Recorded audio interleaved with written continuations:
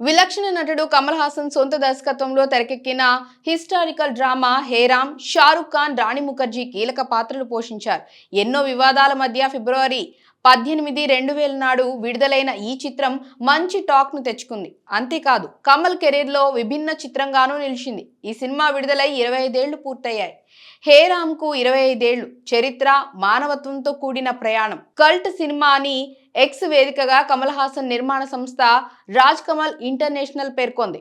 ఇక ఈ సినిమాలో షారుఖ్ ఖాన్ కీలక పాత్రను పోషించారు. సాకేత్ రామ్ స్నేహితుడు అంజాద్ అలీ ఖాన్ పాత్రను పోషించారు. అయితే ఇందులో షారుఖ్ చేసిన పాత్ర కోసం ఆయన రెమ్యునరేషన్ ఎంతో తెలుసా? ఒక్క పైసా కూడా తీసుకోలేదట. ఈ విషయాన్ని ఓ సందర్భంలో కమల్ హాసన్ స్వయంగా చెప్పారు.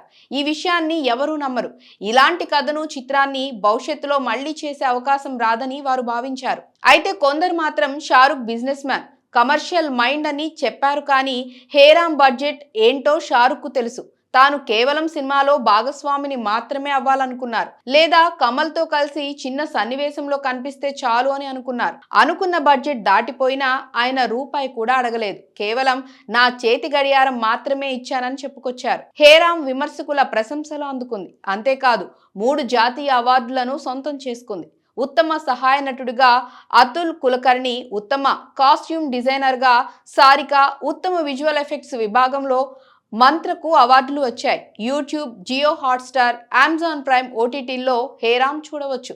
నటుడు నవాజుద్దీన్ సిద్దికీ ఈ సినిమాకు సహాయకుడిగా పనిచేశారు. అలాగే చిన్న పాత్రలోనూ నటించారు.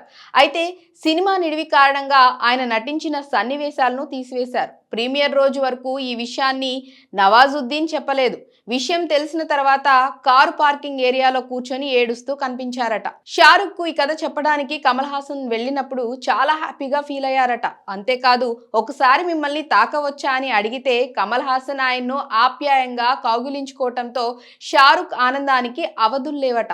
అగ్ర కథానాయకుడు రజనీకాంత్ ఈ చిత్రాన్ని దాదాపు 40 సార్లు చూసినట్లు కమల్ హాసన్ 60వ పుట్టినరోజు సందర్భంగా జరిగిన వేడుకల్లో చెప్పారు. ఈ సినిమాకు తొలుత వేరే సంగీత దర్శకుడిని అనుకున్నారు. అయితే కమల్ హాసన్ కు ఆ మ్యూజిక్ నచ్చకపోవడంతో ఇళయరాజాతో చేయించారు. వసుంధర దాస్ పాత్రకు ఈషా డియోల్ ను సంప్రదించగా అందుకు ఆమె తల్లి నటి హేమమాలిని అంగీకరించలేదు.